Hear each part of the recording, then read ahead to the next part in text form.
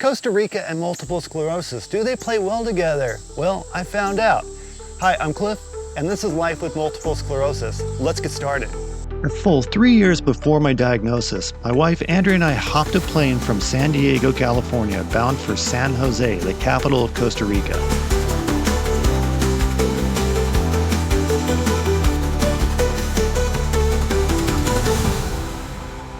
From there, we took a small airplane to the Pacific coast town of Quepos, where we would spend 4 days before heading up into the mountain rainforest.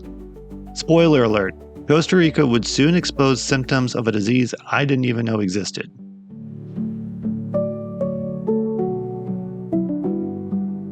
Costa Rica's wet season, also known as the green season, typically lasts from May to November, though it can extend to mid-December on the Pacific slope.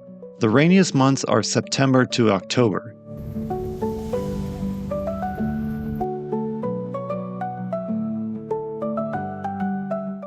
After landing, we'd be heading to the Parador Resort and Spa. The Parador Resort and Spa is nestled on the bluffs overlooking the Pacific Ocean. There's hardly a bad view anywhere. The geography and the resort are both breathtakingly spectacular. The weather was warm and sunny, slightly humid, and probably around 85 degrees.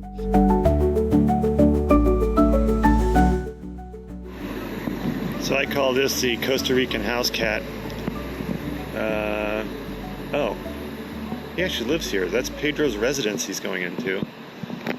He's Pedro the iguana. He's been here a long time. And I have to tell you, he's probably the size of a small dog. The resort is walking distance to the Pacific Ocean and a cove near it, featuring warm water, monkeys, lots of birds, and not a ton of tourists. And the emerald water was very calm. I can't say it was refreshing because it was probably 85 degrees too, so counting on the water to cool me down turned out not to be a reality. Luckily, our room had air conditioning, and we weren't shy to embrace some Coco Locos, you know those fun drinks you get in a coconut? Yeah. They're quite spirited. Walking around the resort property is great. Very comfortable today. What do you think, about 90?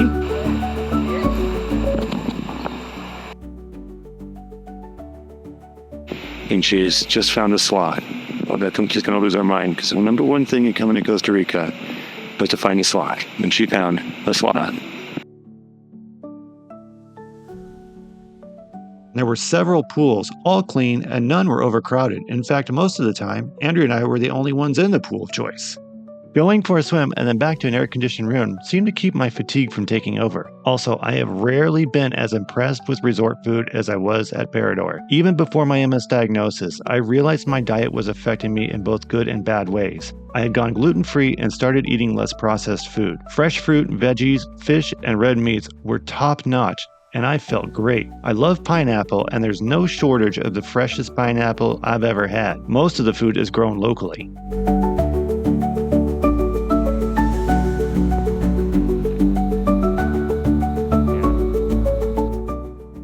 Walking around the resort will unveil all kinds of wildlife. There are walking trails down to the ocean in one area where the rocks meet the sea, and it's beautiful. It can get hot in the afternoon. If there's an area to sweat, Costa Rica will find it. Yeah.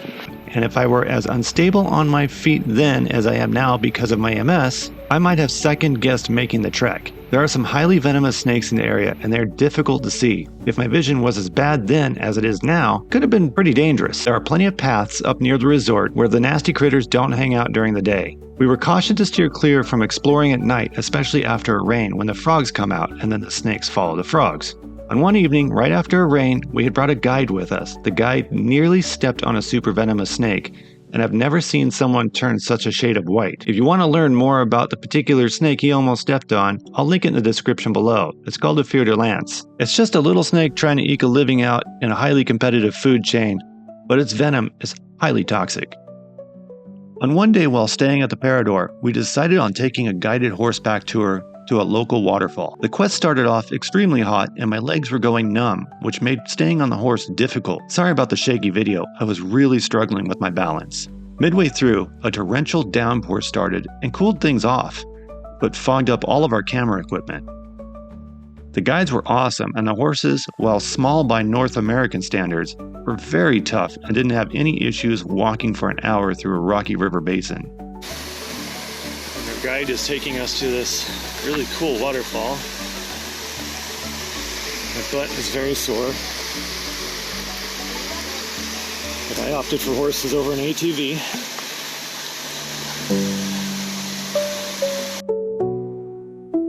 The waterfall was neat. However, we were warned not to go into the deeper water. They didn't tell us why, so I guess don't do that. While the tour was only a few hours, it took nearly all day by the time we returned back to the hotel. MS pro tip here: once you're out there, you are very exposed to the elements. Knowing what I know now about my MS, I wouldn't do it again, but it was awesome at the time.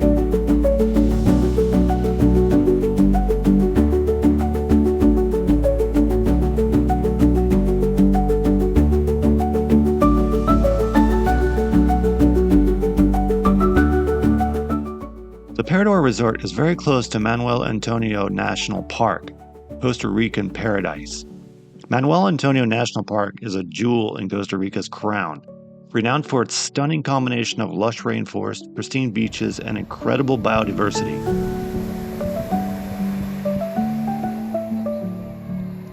Located on the country's central Pacific coast, it's a haven for nature lovers and adventure seekers alike. But here's a tip: make sure to hire a guide, because they know where to go. There'll be a bunch of different wildlife encounters, like howler monkeys and a few other types of monkeys, plus sloths, birds, and other fascinating creatures, especially the bugs. The hiking trails are well maintained and actually elevated above the forest floor, so you don't have to worry about being surprised by any goodies. And while we didn't snorkel at Manuel Antonio while we were there, I've been told there's some really cool stuff in the water. You'll also see a lot of conservation efforts going towards this park because they're really trying to preserve the biodiversity and fragile ecosystems. MS pro tip: we went in the morning with a local guide, and that turned out to be smart because by mid-afternoon it was insanely hot, especially for me. Our guide knew what to see first and where to see it, and that was important with the limited amount of time that we had. Lastly, if you walk with a cane, I think it's still doable, but it will be tricky. As far as wheelchair access, it looks like some parts of the park are okay for that. I would call ahead and see what recommendations they would make. Also, a powered wheelchair would be great because some of that area would be very hot and very difficult for someone to push someone in a wheelchair. Overall, the park is amazing and it's a must-see, but you got to time it right if you have something like MS, where your day can be ruined by bad environment. We're leaving Hotel Parador today and on our way to Rio Magnolia. On our way to Rio Magnolia. Rio Magnolia is a nature lodge about an hour and 25 minutes southeast of Parador. It's a 280-acre property located at almost 2,500 feet in elevation and run by a Canadian couple who are retired engineers. What they have done to be sustainable is incredible, but you'll see that soon enough. While I was excited to see the rainforest, I was also very interested in a cooler environment. The heat at the coast was starting to cause some serious issues with my walking, and these problems would soon put me in a very dangerous situation in the rainforest. There's our driver, super cool guy. Doesn't speak a lot of English, but he's very cool. There's our ride.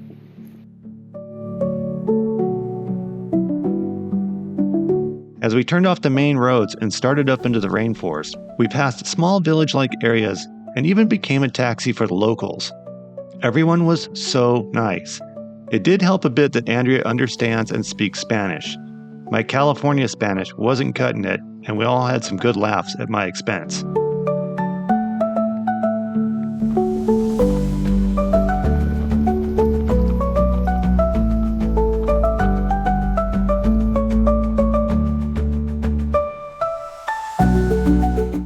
Rio Magnolia is a picture in every direction, and the sounds of the forest come alive. Also, the property is a working coffee plantation, and John and Maureen, the owners, were very excited to tell us all about it. Andrea and I both love animals, nature, and a bit of solitude. So far, this seemed to be a very good fit.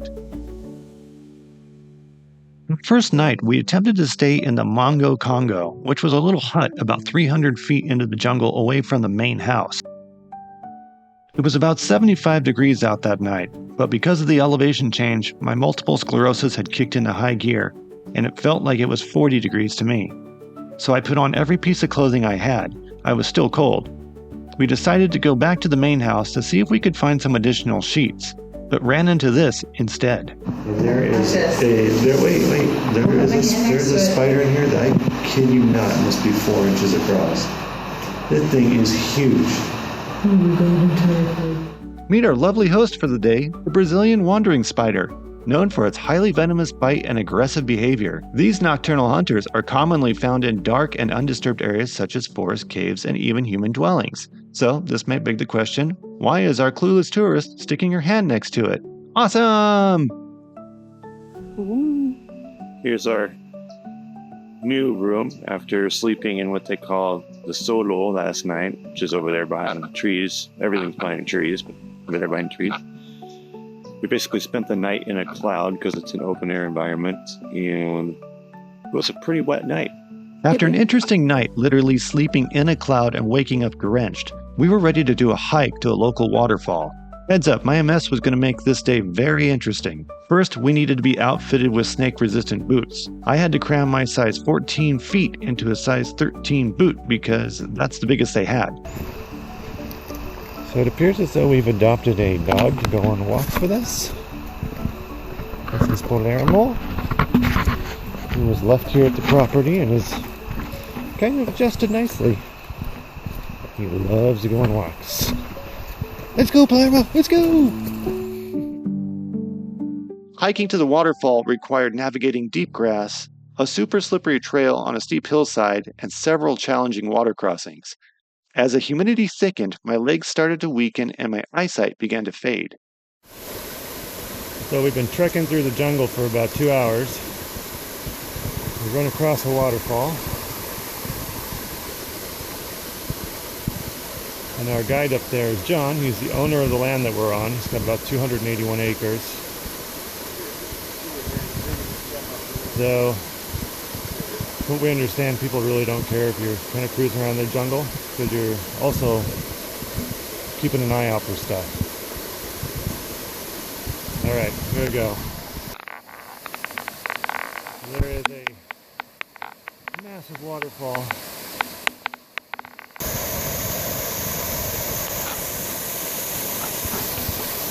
It was a 2-hour hike through the jungle, but totally worth it.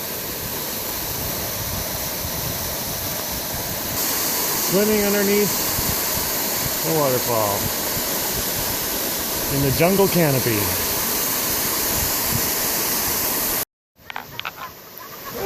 After taking some time to play around in the waterfall, it was time to head back. While crossing next to this waterfall, my legs gave out, and I grabbed a few rocks to keep from getting sucked over the waterfall. I was carrying our last remaining water bottle. It fell in the water, and it was gone. Sorry, I don't have any footage of falling in.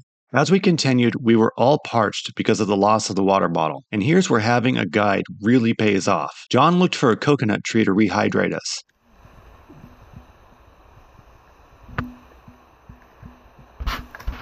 Oh, very nice. As long as I can find it. Good work.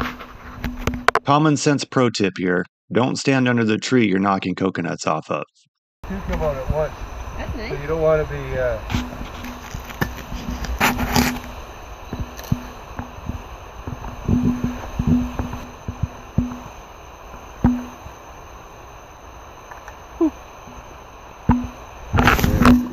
No There you way. go. There's your Coco Loco right there, man. No way. That's so cool. I'm just going to get a lime to put in the phone. John went off to find a lime to add to the coconut water, and he did. It was the best refreshment Andrea and I have ever had. As we stood there drinking our refreshment, I noticed the ground around me moving. It was the leafcutter ants, doing what leafcutter ants do.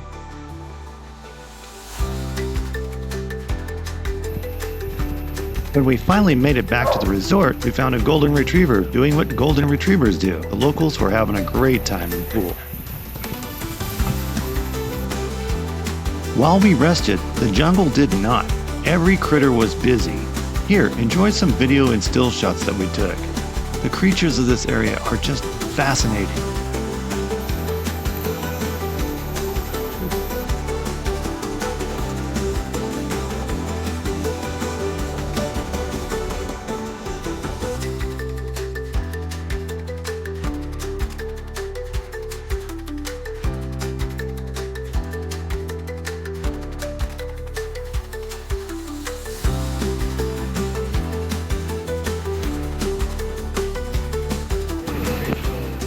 On the last day, John took us on a hike to show us how he made an eco-ranch self-sustained.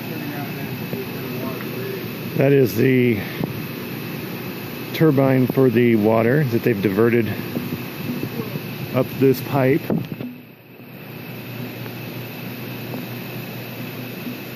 All hand rolled and custom welded 1/8 inch steel. It's just amazing. Huge project. And to get that turbine in here took a team of 6 guys, and they just plowed a path from a hill here, which you can't really tell. It's probably about 50 degrees. It's amazing. So here we are at the hydro turbine. They run completely off this thing. That's John in there. John's a true adventurer. He set this whole thing up himself. He's an engineer. And this is all his vision. It's just amazing.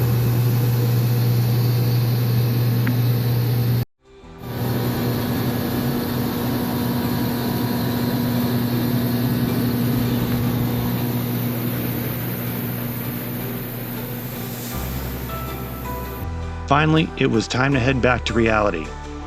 I'm always happy to be headed home after a long trip, but both Andrea and I didn't feel that way this time. Andrea and I had a hard time getting on that airplane pointed north. The places we had been, people we had met, and the things we had seen will always be part of an amazing experience.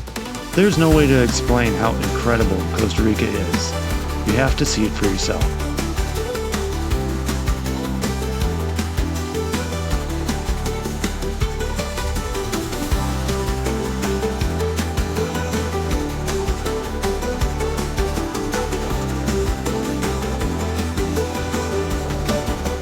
Thank you for watching this episode. And if you'd ask me, would I go back to Costa Rica? Well, I don't know. Hell yeah, it was awesome. It was incredible. By the way, Rio Magnolia is no longer open. It is now a private residence, but there are tons of eco-lodges in that area that are very good. Check those out too. You got to do the jungle and the coast. It's really cool. And here's what I'll do next time. I'll take my cane. I'll give myself ample downtime to adjust to new environments. Stay at places with air conditioning because my MS just doesn't like roughing it at this point.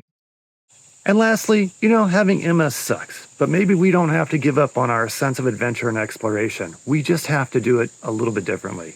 Hit that like button if you found this valuable. See you next time. I'm Cliff, I have MS, and I'm out. Okay, we're about to go see our dog for the first time in over a week, and we're gonna see how this goes. Gracie! Gracie! Wow, she came to me. What the heck? She's like, okay. How are you doing, girl? Like, oh my gosh. Hi!